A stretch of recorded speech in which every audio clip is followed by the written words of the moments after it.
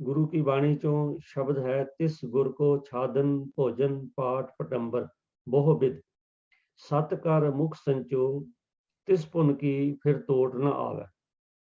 इस शब्द के अर्थ पूछे ने, तो मैं बेनती कर रहा वीर MP ਸਿੰਘ जी ਨੂੰ ਵੀ ਉਹ ਕਿਰਪਾ ਕਰਕੇ ਇਹ ਜੋ ਸ਼ਬਦ ਹੈ ਇਹਦਾ ਸੰਖੇਪ ਭਾਵ ਤੇ ਇਸ ਤੁਕ ਦੇ ਅਰਥ ਸਾਨੂੰ ਸਾਂਝੇ ਕਰੋ ਜੀ ਵੀਰ MP ਸਿੰਘ।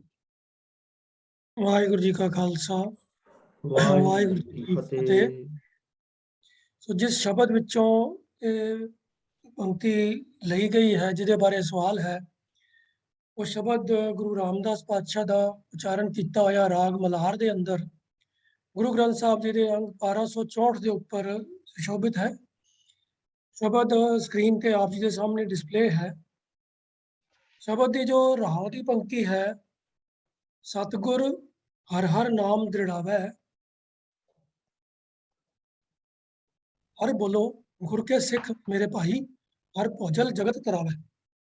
ਜਿਵੇਂ ਕਿ ਆਪ ਜਾਣਦੇ ਹੀ ਹੋ ਕਿ ਕੋਈ ਸ਼ਬਦ ਦਾ ਜੇ ਭਾਵ ਅਰਥ ਸਮਝਣਾ ਹੋਵੇ ਤਾਂ ਪਹਿਲਾਂ ਰਹਾਉ ਦੇ ਪਦੇ ਦੇ ਜੋ ਅਰਥ ਹਨ ਉਹਨਾਂ ਨੂੰ ਧਿਆਨ ਵਿੱਚ ਰੱਖਣਾ ਬਹੁਤ ਜ਼ਰੂਰੀ ਹੈ, ਕਿਉਂਕਿ ਬਾਕੀ ਦਾ ਸਾਰਾ ਸ਼ਬਦ ਵੀ ਉਸੇ ਕੇ ਭਾਵ ਦੇ ਦੁਆਲੇ ਕੇਂਦਰਿਤ ਹੁੰਦਾ ਹੈ। ਸੋ ਰਹਾਉ ਦੇ ਪਦ ਗੁਰੂ ਸਾਹਿਬ ਕਹਿੰਦੇ ਹਨ ਕਿ ਭਾਈ ਗੁਰੂ ਜੋ ਹੈ ਮਨੁੱਖ ਦੇ ਹਿਰਦੇ ਵਿੱਚ ਪਰਮਾਤਮਾ ਦਾ ਨਾਮ ਦ੍ਰਿੜ ਕਰਵਾ ਦਿੰਦਾ ਹੈ, ਪੱਕੀ ਤਰ੍ਹਾਂ ਟਿਕਾ ਦਿੰਦਾ ਹੈ। ਸੋ ਇਸ ਲਈ हे ਮੇਰੇ ਗੁਰੂ ਕੇ ਸਿੱਖੋ, हे ਮੇਰੇ ਭਰਾਵੋ, ਗੁਰੂ ਦੀ ਸ਼ਰਨ ਵਿੱਚ ਪੈ ਕੇ ਪਰਮਾਤਮਾ ਦਾ ਨਾਮ ਜਪਿਆ ਕਰੋ, ਹਰ ਬੋਲੋ ਗੁਰ ਕੇ ਸਿੱਖ ਮੇਰੇ ਭਾਈ। ਕਿਉਂ? ਹਰ ਭੋਜਲ ਜਗਤ ਤਰਾਵੈ, ਕਿਉਂਕਿ ਪਰਮਾਤਮਾ ਦਾ ਨਾਮ ਹੀ ਹੈ ਜੋ ਹਰੀ ਜੋ ਹੈ ਉਹ ਭੋਜਲ ਜਗਤ ਤੋਂ ਪਾਰ ਲੰਘਾ ਦਿੰਦਾ ਹੈ। ਇਸ ਸੰਸਾਰ ਸਾਗਰ, ਸੰਸਾਰ ਨੂੰ, ਇਸ ਦੁਨੀਆ ਨੂੰ ਸਮੁੰਦਰ ਦੇ ਨਾਲ ਬਾਣੀ ਵਿੱਚ ਅਨੇਕਾਂ ਵਾਰ ਤੁਲਨਾ ਦਿੱਤੀ ਗਈ ਹੈ। ਜਿਵੇਂ ਸਮੁੰਦਰ ਦੇ ਵਿੱਚ ਬਹੁਤ ਸਾਰੀਆਂ ਲਹਿਰਾਂ ਉੱਠਦੀਆਂ ਨੇ ਤੇ ਜਿਹੜਾ ਕੋਈ ਨਵਾਂ ਤੈਰਾਕ ਹੋਵੇ ਉਹਦੇ ਵਾਸਤੇ ਉਹਨੂੰ ਤਰਨਾ ਬੜਾ ਮੁਸ਼ਕਲ ਹੁੰਦਾ ਹੈ। ਜਦ ਤੱਕ ਉਹਨੂੰ ਕੋਈ ਗਾਈਡ ਕਰਨ ਵਾਲਾ, ਉਹਨੂੰ ਸਪੋਰਟ ਦੇਣ ਵਾਲਾ ਕੋਈ ਤਰੀਕਾ ਨਾ ਹੋਵੇ, ਜਾਂ ਤਾਂ ਉਹਦੇ ਕੋਲ ਕੋਈ ਮਲਾਹ ਔਰ ਬੇੜੀ ਹੋਵੇ ਜਿਹੜੇ ਉਹਨੂੰ ਪਾਰ ਲੰਘਾ ਦੇਣ, ਜਾਂ ਉਹਨੂੰ ਕੋਈ ਜਿਹੜਾ ਟ੍ਰੇਨਰ ਸਿਖਾਉਣ ਵਾਲਾ ਦੇ ਬੰਦਾ ਹੋਵੇ ਜਿਹੜਾ ਉਹਨੂੰ ਤੈਰਨਾ ਸਿਖਾਵੇ, ਤਾਂ ਉਹ ਸਮੁੰਦਰ ਦੇ ਵਿੱਚ ਤੈਰਨ ਦੀ ਜੁਰਤ ਕਰ ਸਕਦਾ ਹੈ। ਅਦਰਵਾਈਜ਼ ਜਿਹੜਾ ਨਵਾਂ ਬੰਦਾ ਹੈ ਉਹ ਤਾਂ ਸਮੁੰਦਰ ਦੀ ਲਹਿਰਾਂ ਦੇ ਵਿੱਚ ਹੀ ਝਟਕੇ ਖਾ ਕੇ ਤੇ ਡੁੱਬ ਜਾਏਗਾ। तो इवें ही इस जगत संसार जगत के अंदर जो माया ਦੀਆਂ ਲਹਿਰਾਂ ਨੇ ਉਹ ਸਧਾਰਨ ਮਨੁੱਖ ਨੂੰ ਇਸ ਤਰੀਕੇ ਦੇ ਨਾਲ ਭਰਮਾ ਲੈਂਦੀਆਂ ਨੇ, ਫਸਾ ਲੈਂਦੀਆਂ ਨੇ ਕਿ ਇਨਸਾਨ ਜਿਹੜਾ ਹੈ ਆਪਣੇ ਜੀਵਨ ਦਾ ਜੋ ਅਸਲ ਮਕਸਦ ਹੈ ਉਹਦੇ ਵੱਲੋਂ ਬਿਲਕੁਲ ਹੀ ਅਵੇਸਲਾ ਹੋ ਜਾਂਦਾ ਹੈ ਤੇ ਮਾਇਆ ਦੇ ਵਿੱਚ ਹੀ ਖਚਤ ਹੋ ਕੇ ਆਪਣਾ ਜੀਵਨ ਅਜਾਈ ਗਵਾ ਲੈਂਦਾ ਹੈ। तो ਇਸੇ ਲਈ ਗੁਰਬਾਣੀ ਦੇ ਅੰਦਰ ਬਾਰ-ਬਾਰ ਗੁਰੂ ਦੀ ਗਾਈਡੈਂਸ, ਗੁਰੂ ਦੀ ਸ਼ਰਨ ਵਿੱਚ ਪੈ ਕੇ परमात्मा के नाम जपन की सिक्ख्या दी गई है, क्योंकि गुरु जो है वो प्रभु के नाल अभेद है, गुरु के नाल एकमिक है, वो उत्ते माया का प्रभाव नहीं है।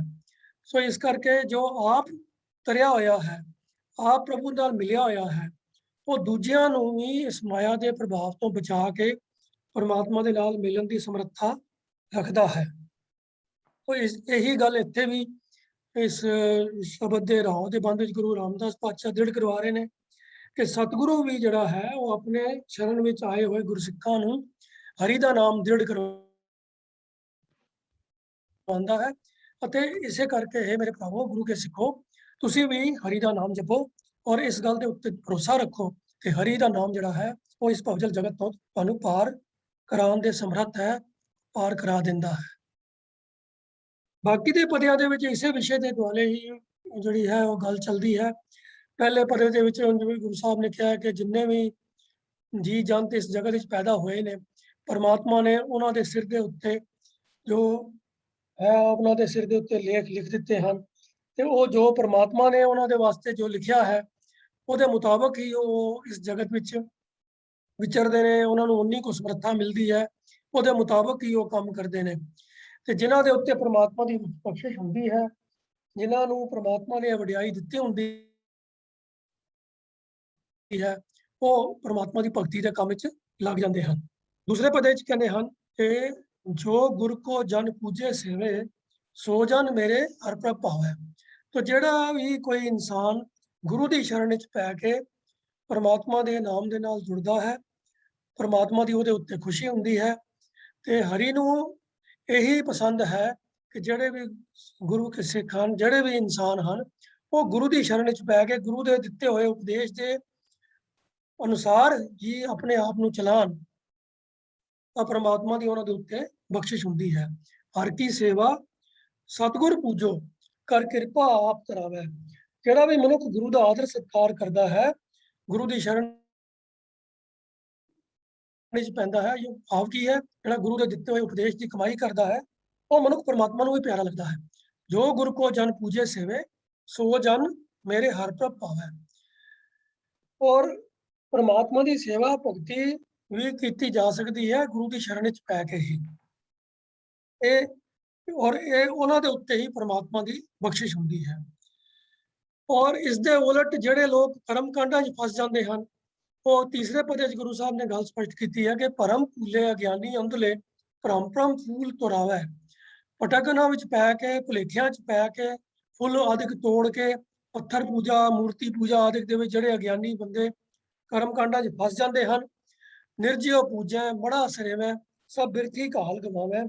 ਉਹਨਾਂ ਦੀ ਕੀਤੀ ਹੋਈ ਇਹ ਸਾਰੀ ਜਿਹੜੀ ਕਾਲਨਾ ਹੈ ਉਹ ਵਿਅਰਥ ਜਾਂਦੀ ਹੈ।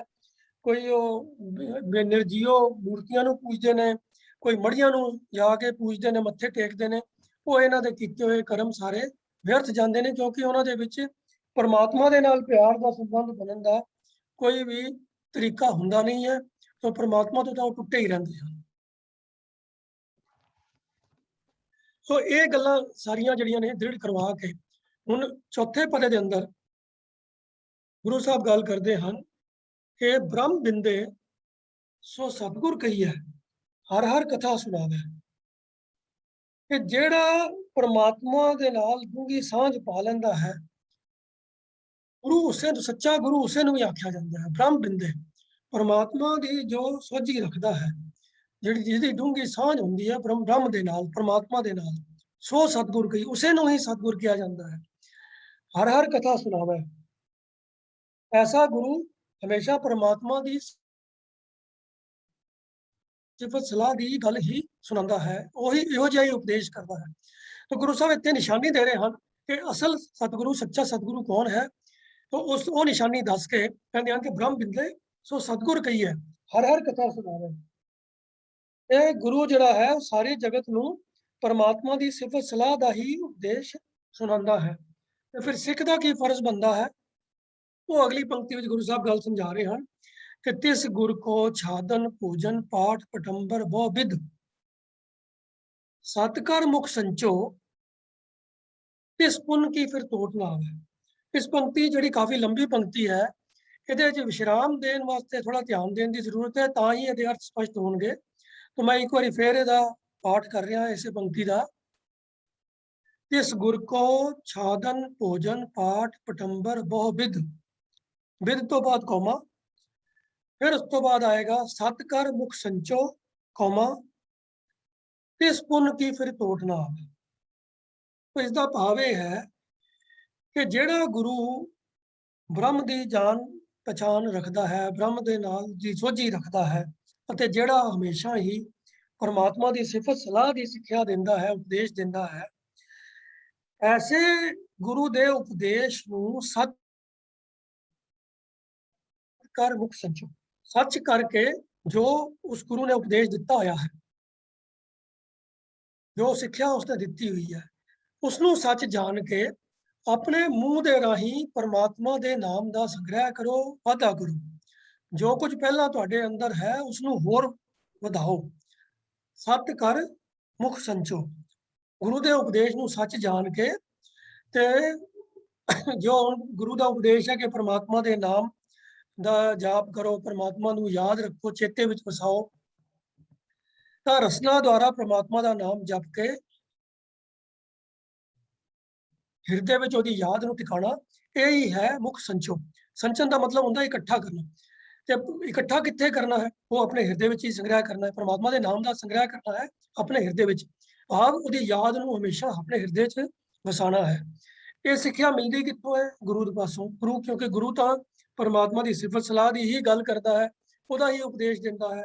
ਤੇ ਗੁਰੂ ਸਾਹਿਬ ਕਹਿ ਰਹੇ ਹਨ ਕਿ ਉਸ ਨੂੰ ਸਤ ਕਰਕੇ, ਸੱਚ ਜਾਣ ਕੇ, ਮੁਖ ਦੇ ਰਾਹੀਂ ਰਸਨਾ ਦੁਆਰਾ ਪ੍ਰਮਾਤਮਾ ਦਾ ਨਾਮ ਜਪ ਕੇ ਹਿਰਦੇ ਦੇ ਵਿੱਚ ਉਸ ਦੇ ਨਾਮ ਦਾ ਸੰਗ੍ਰਹਿ ਕਰੋ।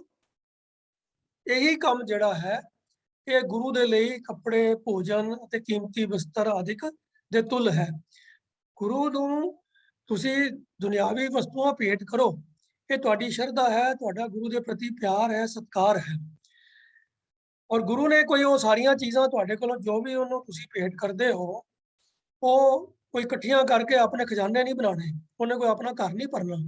ਗੁਰੂ ਦੇ ਦਰਬਾਰ ਵਿੱਚ ਤੁਸੀਂ ਜੋ ਚੀਜ਼ਾਂ ਵੀ ਅਰਪਣ ਕਰਦੇ ਹੋ, ਉਹ ਗੁਰੂ ਵੱਲੋਂ ਸੰਗਤ ਦੇ ਵਾਸਤੇ, ਲੋੜਵੰਦਾਂ ਦੇ ਵਾਸਤੇ ਹੀ ਅੱਗੇ ਉਹਨਾਂ ਦਾ ਇਸਤੇਮਾਲ ਕੀਤਾ ਜਾਂਦਾ ਹੈ।